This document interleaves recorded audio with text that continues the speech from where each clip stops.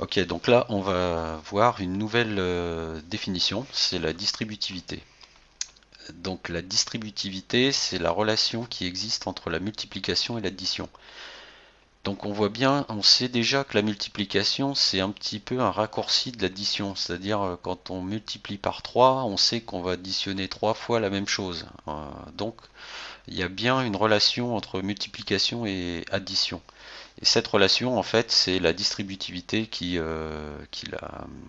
la matérialise en fait sous forme d'équation, sous forme de propriété.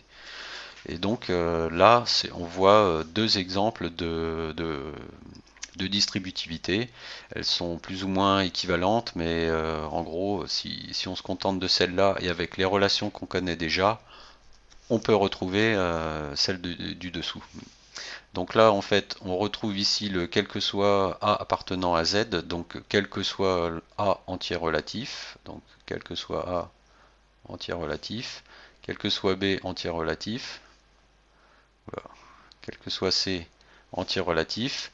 Et là, qu'est-ce qu'on a? On a A plus B, le tout fois C, c'est égal à A fois C plus B fois C.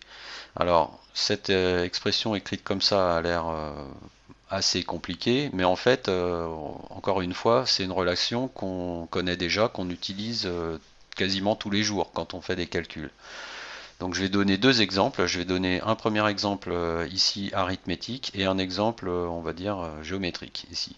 Donc l'exemple arithmétique, c'est quand on doit calculer de tête 11 fois 7. En fait, ce qu'on fait, c'est qu'on décompose 11 en 10 plus 1. Et là, on applique cette formule-là, en fait. Là, on a 10, 1 et 7. Donc on a 10 fois 7 plus 1 fois 7, c'est exactement ce qu'on retrouve ici. Et du coup, là, on retrouve 70 plus 7 et on retombe sur 77.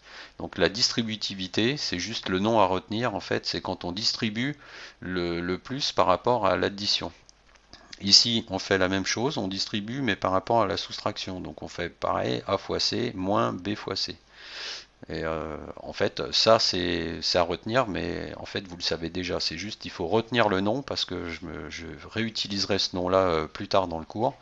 Mais en gros, ça c'est la propriété de distributivité.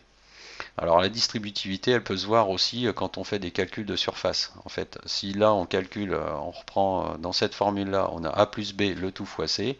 Si on regarde ici, A plus B, c'est la grande longueur ici. Donc c'est de là à là. Ça c'est A plus B fois C, cette longueur-là. Donc en fait, A plus B fois C, c'est la surface du grand rectangle coloré ici.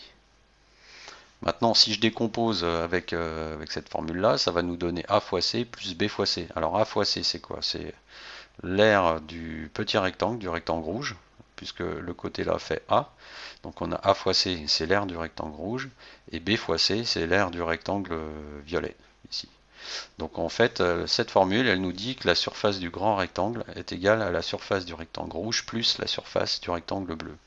Voilà, c'est une autre interprétation de la distributivité de la multiplication par rapport à l'addition.